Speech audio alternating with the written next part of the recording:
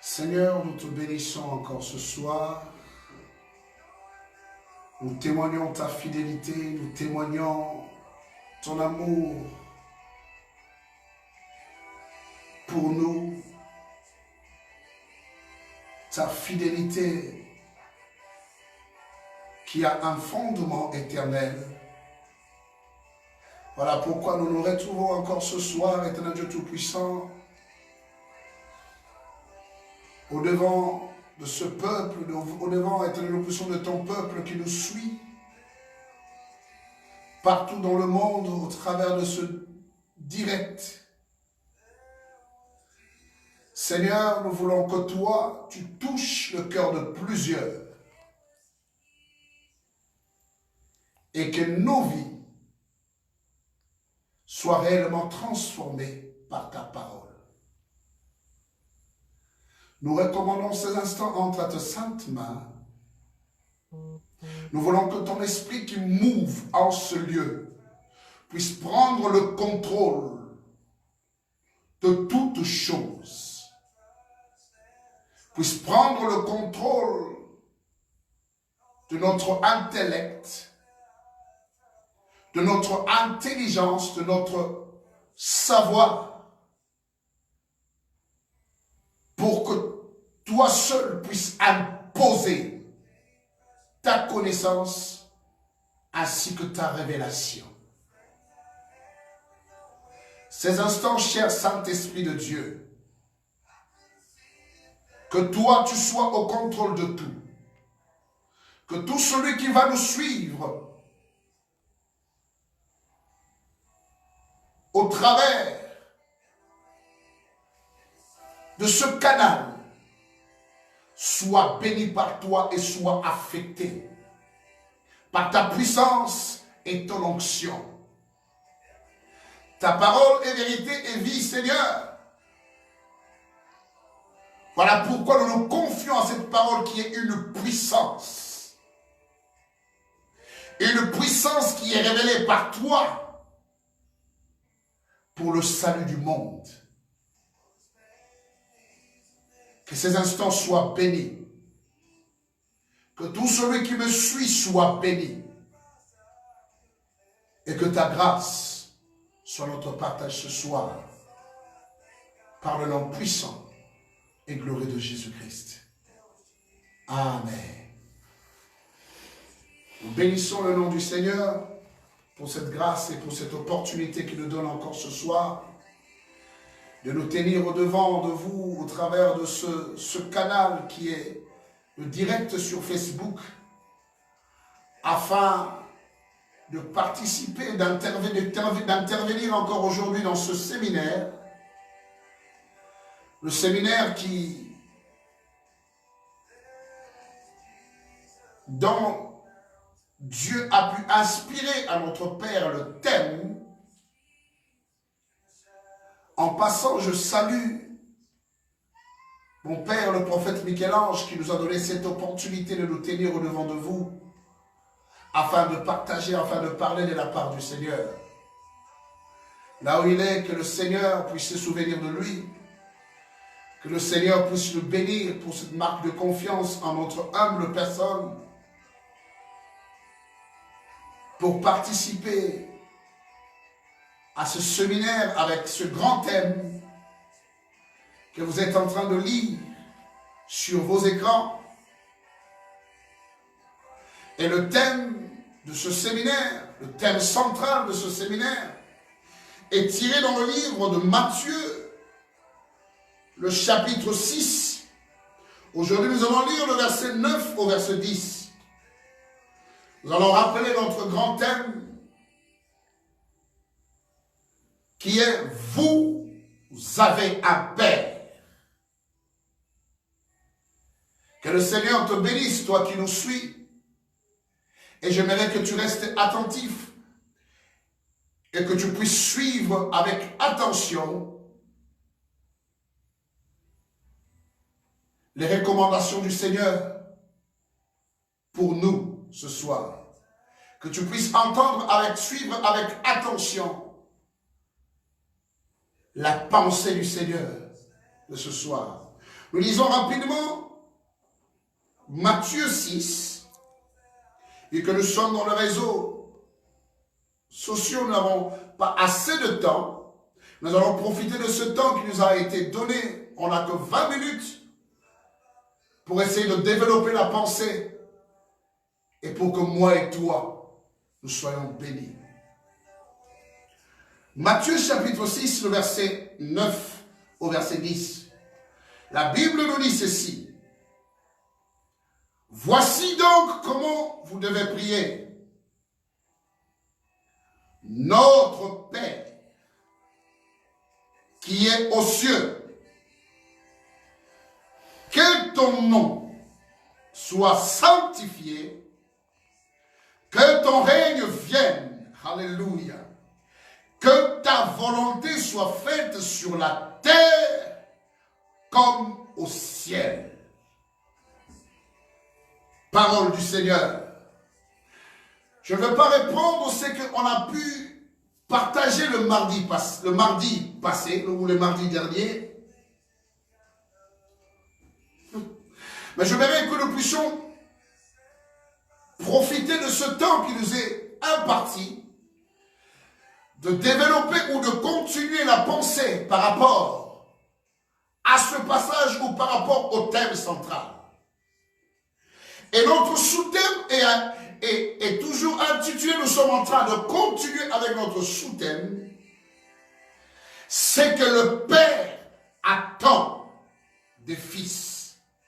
Oui, Christ était en train d'apprendre à ses disciples comment prier. Il a dit notre Père. Il était avec les disciples, il pouvait dire aux disciples de prier.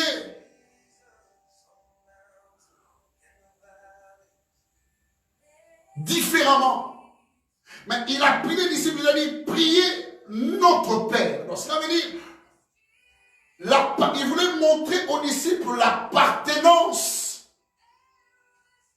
au Père ou l'appartenance du Père. Donc cela veut dire que le Père nous appartient à Christ et à nous. Notre Père. Et j'aimerais te dire que notre Père est un Père responsable, est un Père qui prend soin de ses enfants, est un Père qui est au contrôle de toutes choses, est un Père où le nom est mis à part, où le nom est sanctifié, où le nom est pur, où le nom est saint. Notre Père est saint, notre Père est pur. Et notre Père est mis à part. Il est différent de Père de ce monde. Il est différent de Père biologique. Il est différent de Père spirituel. Des pères qui peuvent faillir. Des pères qui peuvent avoir de défauts. Mais notre Père est infaillible. Notre Père est incomparable. Notre Père est saint. Notre Père accomplit ses promesses. Notre Père réalise tout ce qu'il dit se réalise. J'aimerais lire un autre passage qui nous permettra d'entrer dans le vif de notre sujet, dans la pensée que Dieu veut nous communiquer ce soir. Nous sommes dans le livre de Genèse, le 2e chapitre, le verset 2 au verset 3. Je veux lire la parole du Seigneur. Dieu acheva au 7e jour son œuvre qu'il avait faite, et il se reposa au 7e jour de toute son œuvre qu'il avait faite. Dieu bénit le 7e jour et il le sanctifia. Alléluia. Parce qu'en ce jour, il se reposa de toute son œuvre qu'il avait créée en le faisant. Alléluia. Dans d'autres versions, il est écrit que Dieu acheva au 7e jour son œuvre et il trouvait que c'était bon. Alléluia. Seigneur, dans ce texte, la Bible veut nous montrer ceci. Que Dieu, au 7e jour, il avait achevé toute œuvre et il se reposa. C'était le jour où Dieu a pris le temps de se reposer. Parce que c'était le 7e jour qu'il a achevé son œuvre. C'était le 7e jour qu'il a achevé la création. C'était le 7e jour où Dieu s'est dit, l'œuvre est achevée et je veux me reposer. Mais qu'est-ce qui s'est passé? Je voudrais que nous puissions le comprendre ensemble. L'entrée du péché, parce que la création était sortie du néant. Dieu a pris la création. La création est sortie du néant. Il y avait du tohu-bohu, il y avait du chaos. La création est sortie de rien.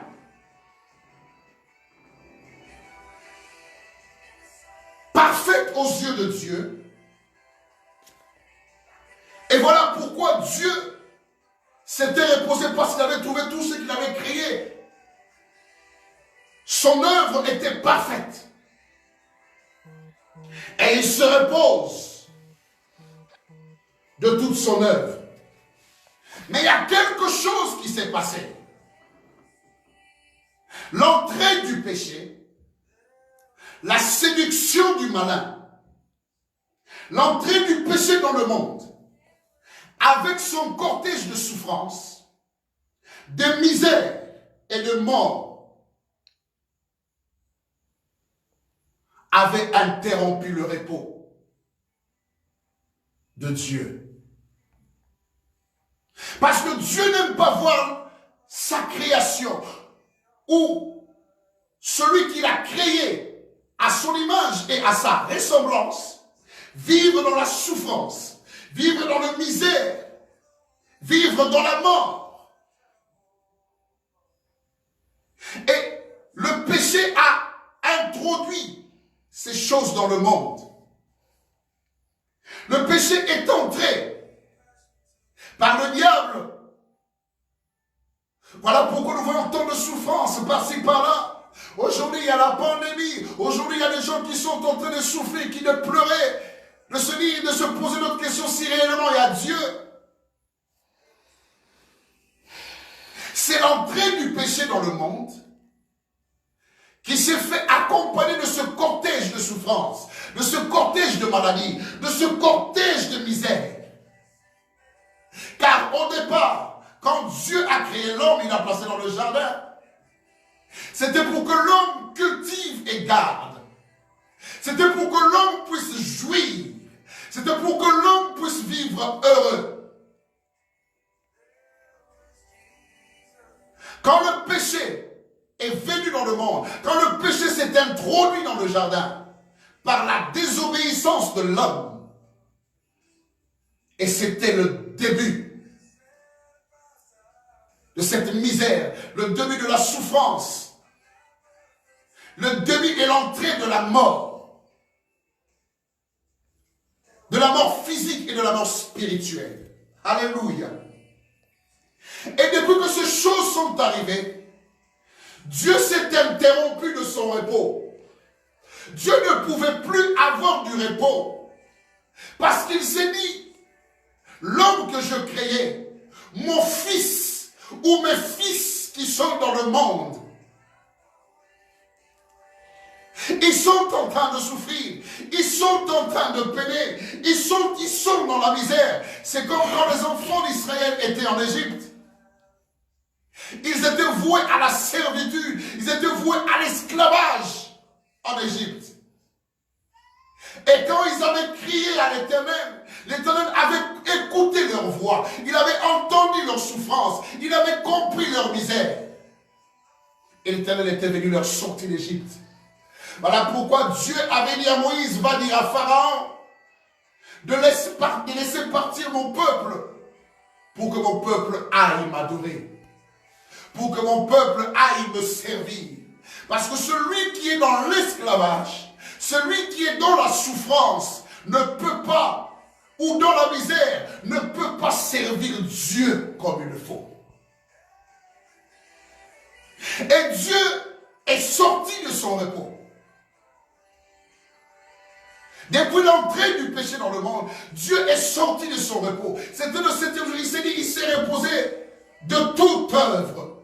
Mais à l'entrée du péché, le Seigneur, le Père, il a interrompu son repos. Alléluia. Et Dieu s'est proposé en lui-même une œuvre de la rédemption. Il s'est proposé en lui-même. Parce qu'en lui, il y a le Père, il y a le Fils et il y a le Saint-Esprit. Il s'est proposé en lui-même. Il s'est dit en lui-même. Nous devons maintenant nous lancer à l'œuvre de la rédemption. Il nous est accordé avec adoration d'entendre les déclarations de Jésus. Nous allons lire Hébreux 10, le verset 7. Nous devons entendre ces choses pour que nous puissions comprendre. Hébreux 10, le verset 7. Gloire au Seigneur. Que le nom du Seigneur soit glorifié. Nous allons bénir le nom du Seigneur. Il est là, il est en ce lieu. Que son nom soit glorifié. Hébreux, chapitre 10, le verset 7 nous dit, tu vas me suivre attentivement. Hébreux 10, le verset 7 nous dit ceci. Alors je dis, voici je viens. Dans le rouleau du livre, il était question de moi.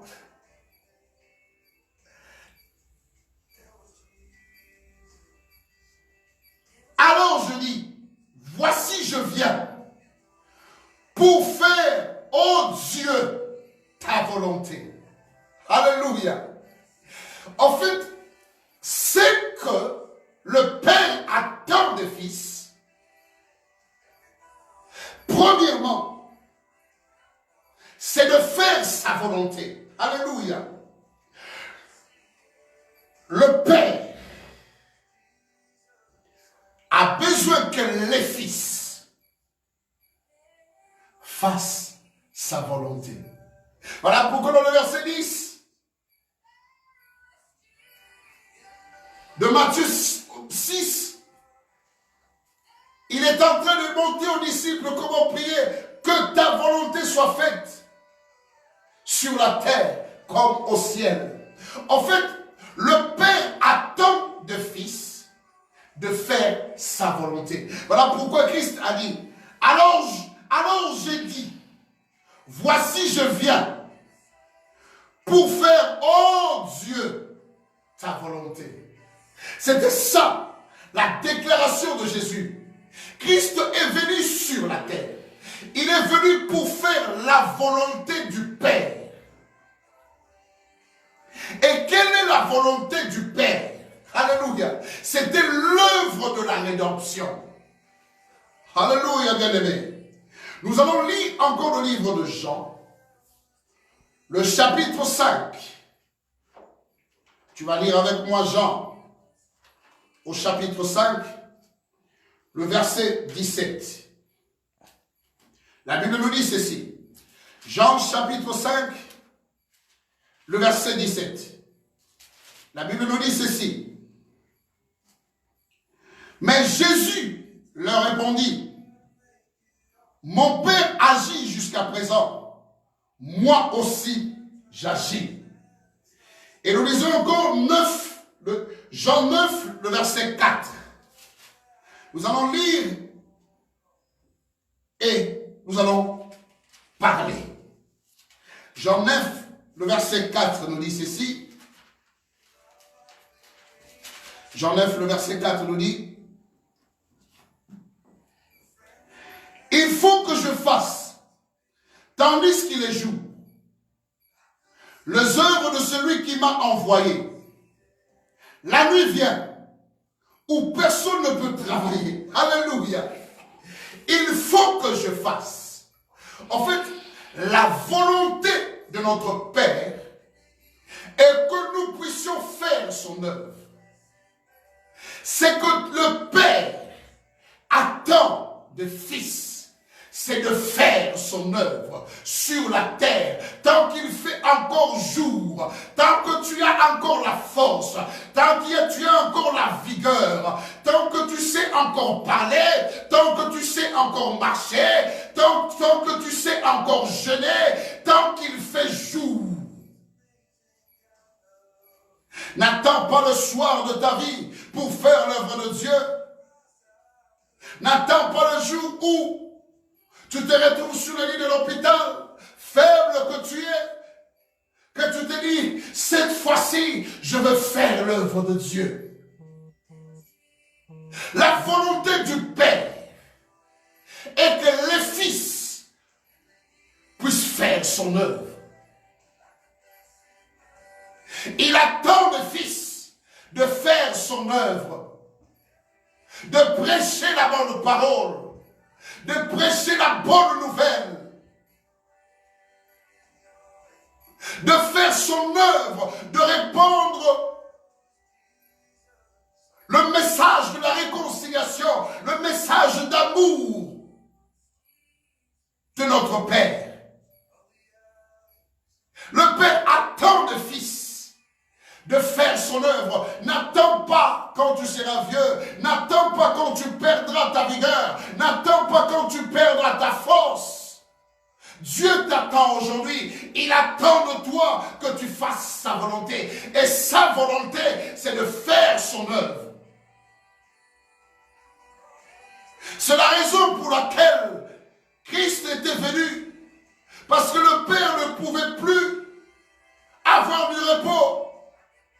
Tant que le mal est entré dans le monde, tant que la souffrance est entrée dans le monde, tant que tu es en train de souffrir, il y a des gens qui sont en train de souffrir, il y a des gens qui sont en train de peiner, ils ont besoin d'écouter la parole, ils ont besoin d'être réconfortés, ils ont besoin de la prière, ils ont besoin d'être enseignés. Il y a de ceux qui sont morts, qui sont envahis, qui sont envoûtés dans l'occultisme, ils sont morts dans leur esprit et dans leur âme. Dieu attend des fils de faire son œuvre. Ce sont les choses que nous devons comprendre. Où sont les fils qui vont faire l'œuvre du Père? Où sont les fils qui vont faire la volonté du Père? Dieu est en train d'attendre des fils de faire sa volonté, de faire son œuvre. N'attends pas la nuit, n'attends pas le soir de ta vie, n'attends pas la retraite pour évangéliser, pour parler de Jésus, pour faire l'œuvre de ton Père. Alléluia.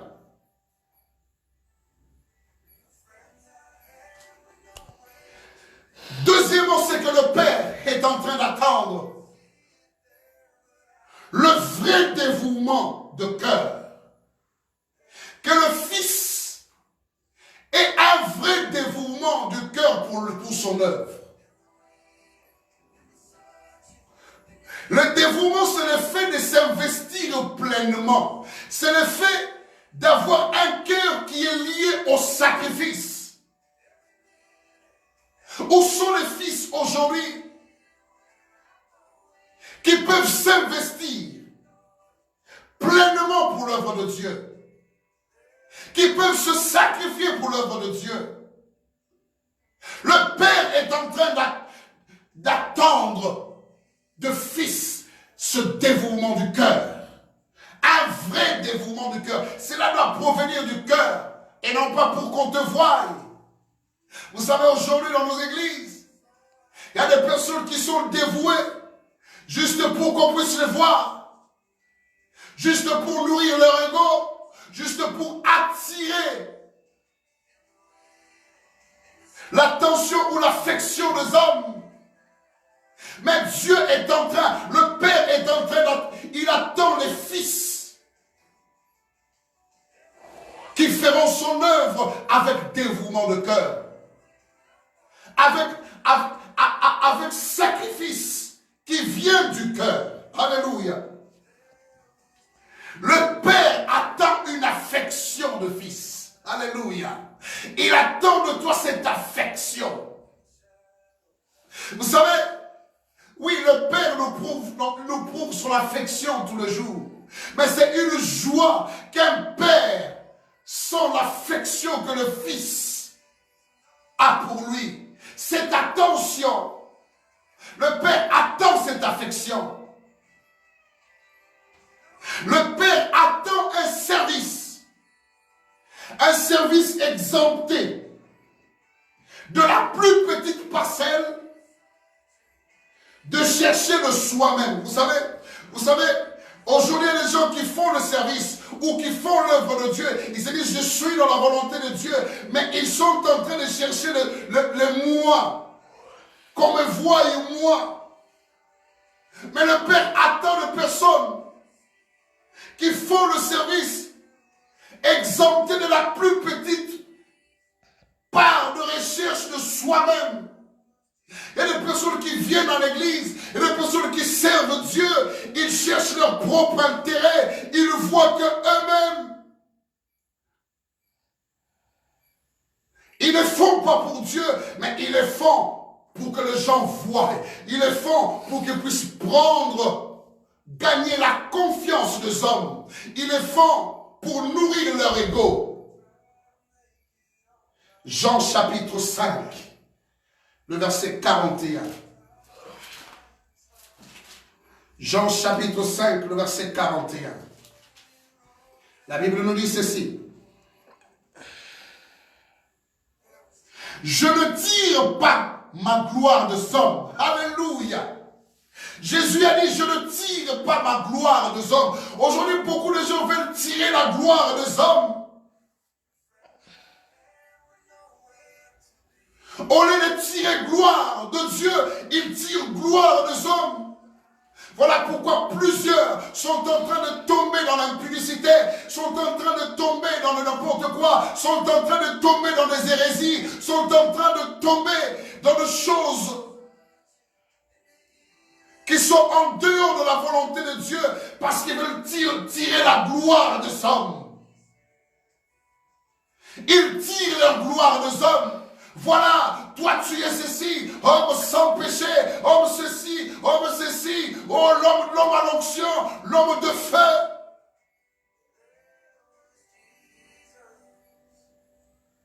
Christ a dit, je ne tire pas gloire des hommes. Je ne tire pas ma gloire des hommes. Il tire sa gloire du Père. Parce qu'il fait la volonté du Père. Aujourd'hui, les hommes, ils font l'œuvre de Dieu en faisant la volonté des hommes. Et les hommes sont en train de les applaudir. Ils sont en dehors de la vision ou de la pensée de Dieu. Christ a dit, je ne tire pas ma gloire des hommes. Dieu, le Père est en train de chercher les fils qui ne tirent pas leur gloire des hommes, mais qui tirent leur gloire de lui seul. C'est ce que Dieu, c'est ce que le Père attend des fils. Alléluia.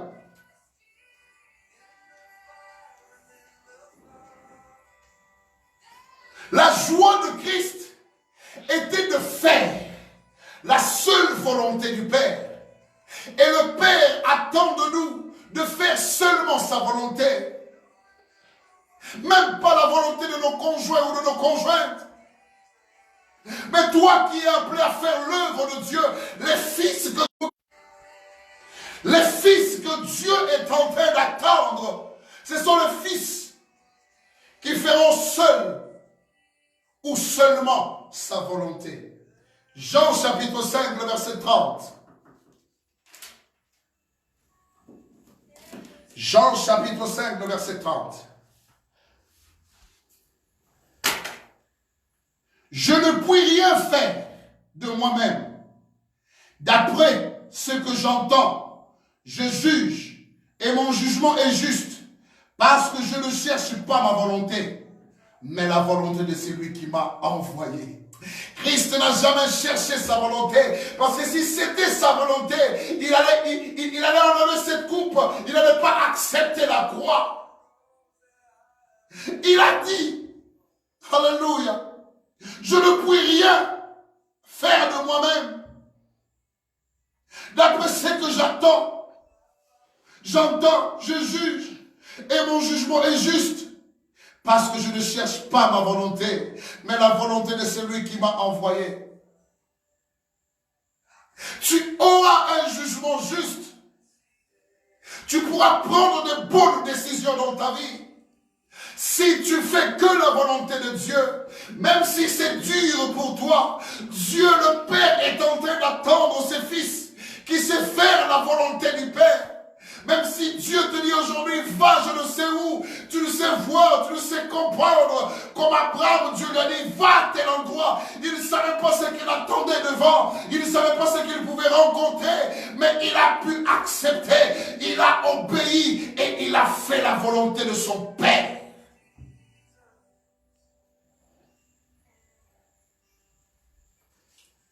Laisse-moi te dire, tout ce que Dieu décide pour ta vie, c'est ce qui est meilleur pour toi. Même s'il t'envoie dans le désert, laisse-moi te dire, c'est là où si c'est dans sa volonté, c'est là où il te visitera. Moïse a rencontré Dieu dans le désert, dans un buisson ardent. Il ne savait pas qu'il pouvait rencontrer Dieu dans cette circonstance, dans cette situation.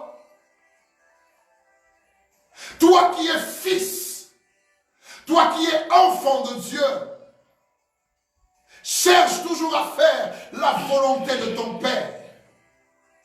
Et tu n'échoueras jamais dans tout ce que tu pourras entreprendre. Même s'il te dit, prends ce chemin, tu n'arrives pas à voir le bout du tunnel. Fais sa volonté. Alléluia. Fais sa volonté. Rien que sa volonté. Le Père attend de ses fils de faire que sa volonté. Alléluia. Tu veux avoir un bon jugement juste. Tu veux comprendre les choses correctement. Fais la volonté de Dieu. Qu'est-ce qui est la volonté de Dieu? Fais son œuvre. Fais son œuvre. Fais l'œuvre de ton Père. Paie les brebis. Jésus a demandé à Pierre, Pierre m'aimes-tu? Il a répété encore, Pierre m'aimes-tu? Pierre a posé la question, Seigneur, pourquoi tu me dis ça? Tu sais que je t'aime. Jésus a dit, si tu m'aimes, paie mes brebis.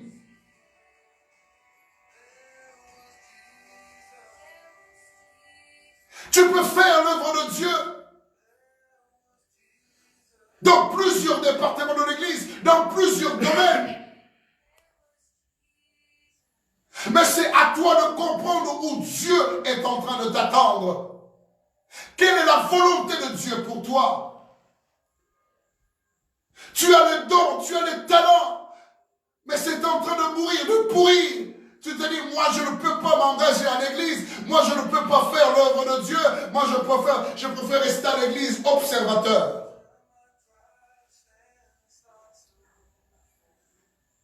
Où sont ces fils qui se sacrifient pour l'œuvre de leur Père? Où sont ces fils qui cherchent tout le jour de leur vie à comprendre et à faire la volonté de leur Père?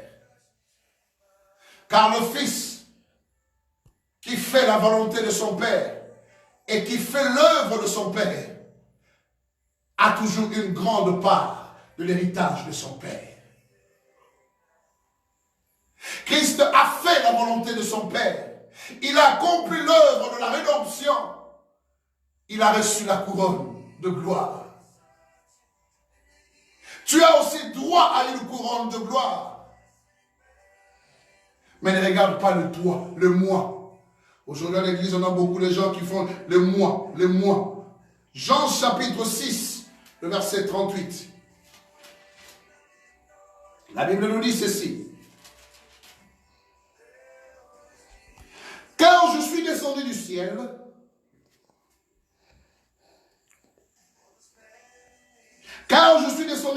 pour faire, non ma volonté, mais la volonté de celui qui m'a envoyé. Tu es sur cette terre pour faire la volonté de Père. Toi qui es appelé enfant de Dieu, né de nouveau, tu es appelé à faire la volonté de celui qui t'a envoyé. Tu as une mission sur cette terre. Pour accomplir cette mission, tu dois faire la volonté de celui qui t'a envoyé dans cette mission. Alléluia. Christ n'a pas échoué parce qu'il a fait la volonté de celui qui l'a envoyé. Voilà pourquoi toi aussi tu n'as pas droit à échouer sur cette terre. Tu n'as pas ce droit à échouer parce que tu as une mission. Et cette mission c'est de faire l'œuvre de ton Père. Et c'est de faire sa volonté et de le faire bien. Jean 4, 32 à 34. Il y a beaucoup de choses à dire sur ce thème. Mais je crois que le Seigneur nous donnera le temps, encore l'opportunité, d'entrer en profondeur dans ces choses pour que nous soyons de plus en plus édifiés. Jean 4, le verset 32 au verset 34. Mais il leur dit, j'ai à manger une nourriture que vous ne connaissez pas. Alléluia. Les disciples se disaient donc les uns aux autres, quelqu'un lui aurait-il apporté à manger? Jésus leur dit, ma nourriture est de faire la volonté de celui qui m'a envoyé. Alléluia. Et d'accomplir son œuvre. De faire la volonté de celui qui m'a envoyé et d'accomplir son œuvre. Vous savez, c'était un désir, c'était quelque chose qui bouillonnait tellement dans le cœur de Jésus qu'il ne pouvait même pas de fois avoir faim sans pour autant faire la volonté de son Père, sans pour autant faire l'œuvre de son Père. Il a dit, j'ai une viande, j'ai une nourriture que vous ne connaissez pas. J'ai quelque chose de précieux. Il a dit, ma nourriture ou ma priorité, c'est de faire la volonté et l'œuvre de mon Père. Alléluia. Et d'accomplir son œuvre. Alléluia. Alléluia. On a présenté à Christ cette nourriture, mais il avait une priorité. Ils avaient marché, il avait faim, mais il avait une priorité. Est-ce que c'est là notre priorité aujourd'hui? Notre priorité, ce sont dans des choses éphémères. Notre priorité, c'est de courir derrière les grades, derrière le poste, derrière la gloire de ce monde, derrière des choses qui seront périssables.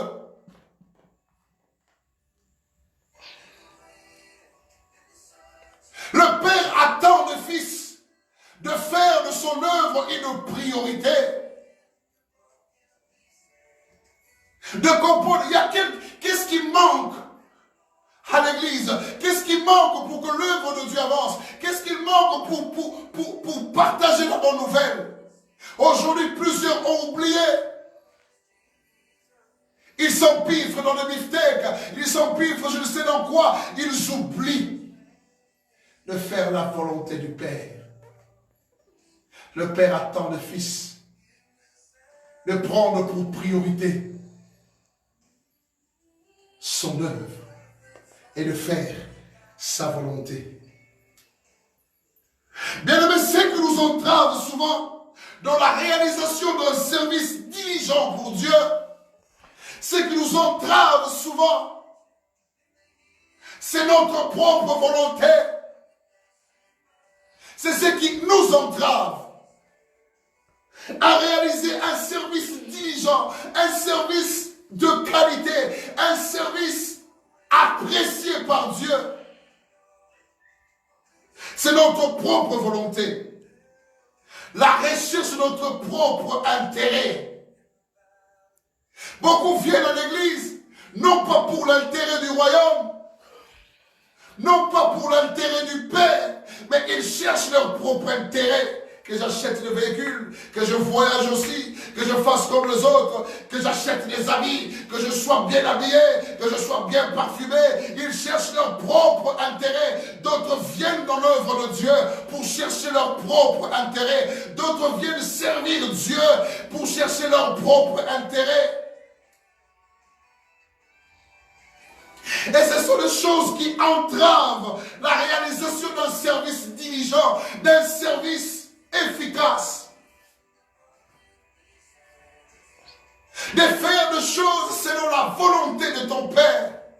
Parce que tu cherches ton propre intérêt. Qu'on me voie, qu'on puisse sentir que Dieu m'a béni. Il y a aussi d'autres personnes qui se couvrent derrière de fausses bénédictions, derrière de fausses visitations divines. Des choses forcées, des prophéties forcées, des paroles de connaissance forcées pour leurs propres intérêts. Dieu est en train de chercher et d'attendre la réalisation d'un service diligent des vrais fils. Des fils qui comprennent la vision, des fils qui font la volonté de Dieu, des fils qui font l'œuvre de Dieu avec diligence. Voilà pourquoi ce soir, moi, je t'invite à suivre ce parfait modèle, à l'imiter pour plaire à ton Père. Pour plaire à ton Père. Il faut suivre Jésus. Le parfait modèle, c'est Jésus qui a fait le service avec excellence. Notre modèle de service, notre modèle, c'est Jésus. Nous sommes toujours à 2000 coudées de Jésus. Nous sommes toujours à 2000 coudées de lui. Parce qu'il doit nous montrer le chemin. Il doit nous guider. Nous sommes dans le livre de Josué chapitre 3. Le verset 3 au verset 4. Quand l'arche de l'alliance était en train de sortir, Dieu avait dit, soyez à 2000 coudées, il vous montrera le chemin. Laissons Christ au devant de nous, que soyons ses imitateurs. C'est lui notre modèle par excellence. Il est notre grand frère. Il est le premier de tout, l'aîné. Il est l'ancien de jour. Laissons-nous conduire par lui. C'est lui seul notre modèle. Le modèle d'un service parfait. D'un service impeccable. Le modèle d'un fils qui n'a fait que la volonté de son Père, qui n'a accompli que la volonté de son Père. Voilà pourquoi il a été souverainement élevé. Le Père attend ce genre de fils pour que le monde qui attend avec impatience, qui attend avec cette faim la révélation du Fils de Dieu.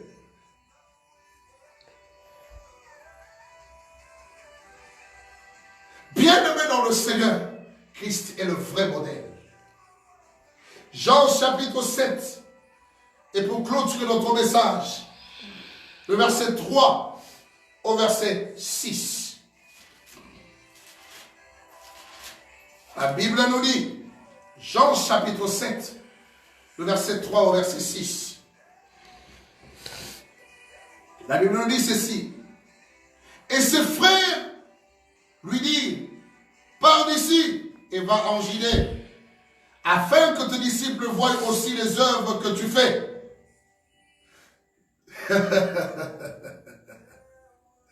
Afin que les disciples voient les œuvres que tu fais. Personne n'agit en secret lorsqu'il désire paraître. Si tu fais ces choses, montre-toi toi-même. Montre-toi toi-même au monde. Car ses frères non plus ne croyaient pas en lui. Le verset 6, Jésus leur dit, mon temps n'est pas encore venu, mais votre temps est toujours prêt. Mais c'était lors de la fête du tabernacle. Vous savez, il y a des choses que nous ne devons pas faire. Être poussés par des hommes pour révéler des choses que Dieu a mis en nous. Nous devons apprendre à attendre le temps de Dieu.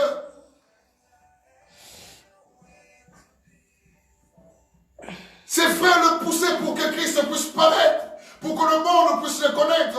Aujourd'hui, on est en train de te pousser, de te dire, mais toi aussi, tu as l'onction, toi aussi, ton Père est en train de te bloquer, toi aussi, tu peux faire, toi aussi, tu peux te faire voir, tu prêches bien, tu pries pour les gens sont guéris.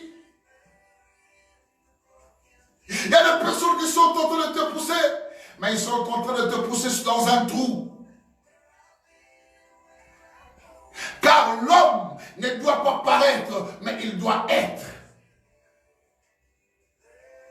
Tu es le fils de ton père. Tu ne dois pas paraître, mais tu dois être. Car celui qui paraît n'est pas nécessairement ce que les gens sont en train de voir. Alléluia.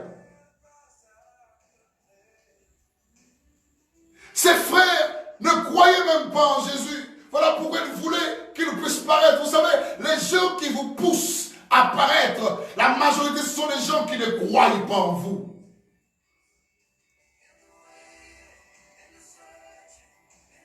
Mais Dieu, Christ savait comprendre le temps. Il a dit, mon temps n'est pas encore venu. Parce qu'il devait comprendre, il devait faire la volonté de son Père. Il devait obéir aux directives de son Père. Beaucoup aujourd'hui sont perdus dans l'œuvre de Dieu. Beaucoup qui étaient appelés fils, de Dieu, enfants de Dieu, ils sont perdus parce qu'ils ont voulu paraître. Ne cherche pas à paraître, mais cherche à être. Car tu es le fils de Dieu. Mais ne cherche pas à montrer aux gens ce que tu n'es pas. Alléluia. Ne cherche pas à paraître, mais cherche à être.